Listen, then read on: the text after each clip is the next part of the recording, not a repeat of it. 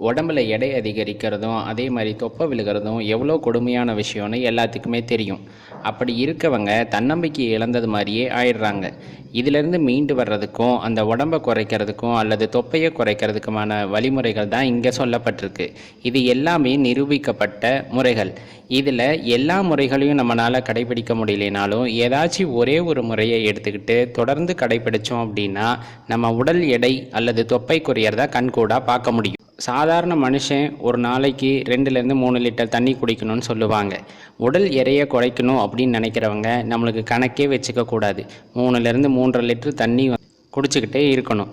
அப்படி குடிச்சிக்கிட்டே இருந்தோம்னா வயிறும் நிறைஞ்சிரும். அதே மாதிரி உடலில் இருக்கிற நச்சுகள் முழுசாக வெளியேறி குடல் இயக்கத்தை அப்படி குடல் இயக்கம் அதிகமாகும் போது நம்மளோட தொப்பை குறையிறதுக்கு அதிக வாய்ப்பு இருக்குன்னு சொல்லப்படுது.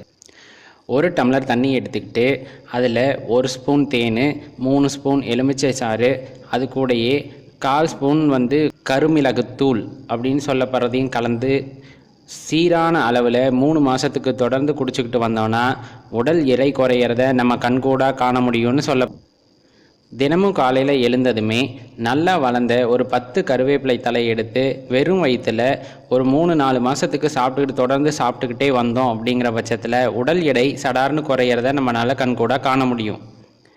பெரும்பாலும் உணவுகள் சாப்பிட்றதுக்கு பதிலாக பழங்களாகவும் காய்கறிகளாகவும் அதை சாலட் செஞ்சது போல் சாப்பிட்டு வந்தோம் அப்படின்னா நம்மளுக்கு தேவையில்லாத கொழுப்புகள் உடம்புல தங்காது.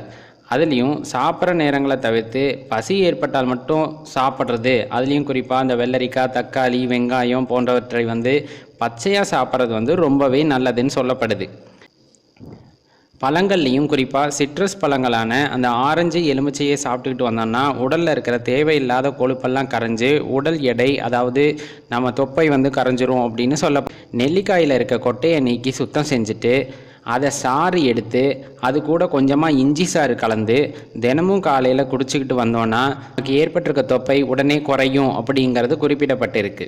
சுடு தண்ணியில் எலுமிச்சை சாறும் தேனும் கலந்து அதை சீரான இடைவெளியில் சீரான அளவில் எடுத்துக்கும் போது நம்ம உடம்பில் இருக்கிற அந்த தேவையில்லாத கொழுப்புகள் குறையும் இருக்கு. அதனால் இந்த ஜூஸை தினமும் 3லேருந்து 4 தடவை சாப்பிட்றது அப்படிங்கிறது நம்ம உடலை சடார்னு குறைக்கிறதுக்கு உதவக்கூடியது. இதையெல்லாம் விட சிறந்த முறையாக சொல்லப்படுறது தினமும் ஒரு 30லேருந்து 45 நிமிஷம் உடற்பயிற்சி செஞ்சுக்கிட்டு வந்தோன்னா உடலில் இருக்க தேவையில்லாத கொழுப்புகள் வியர்வை மூலியமாக வெளியேறிட்டு நம்ம உடலை சுறுசுறுப்பாக வச்சுருக்கோம். இது மூலியமாக நம்ம உடம்பை கட்டுக்கோப்பாக வச்சுருக்க முடியும்னு நிரூபணம் செய்யப்பட்டு 2 நாள் 3 நாள் 1 வாரம்னு நம்ம எடையை குறைக்கிறதுக்காக ஏதாவது விபரீதமான முறைகளை கையாளும் போது நம்ம உடலில் பக்க விளைவு ஏற்பட்டு அதனால் நம்ம மேலும் துன்பத்துக்கு தான் ஆளாகணும். அதனால் இந்த மாதிரியான முறைகளை கையாளும் போது கொஞ்சம் கொஞ்சமாக உடல் எடை குறைஞ்சாலும் நம்ம உடம்புக்கு எந்த பக்க விளைவும் இல்லாமல் நல்லபடியாக நம்ம உடம்பை குறைக்க முடியும். மேலும் தகவலுக்கு எங்கள் சேனலை மறக்காமல் சப்ஸ்கிரைப் பண்ணுங்கள். நன்றி.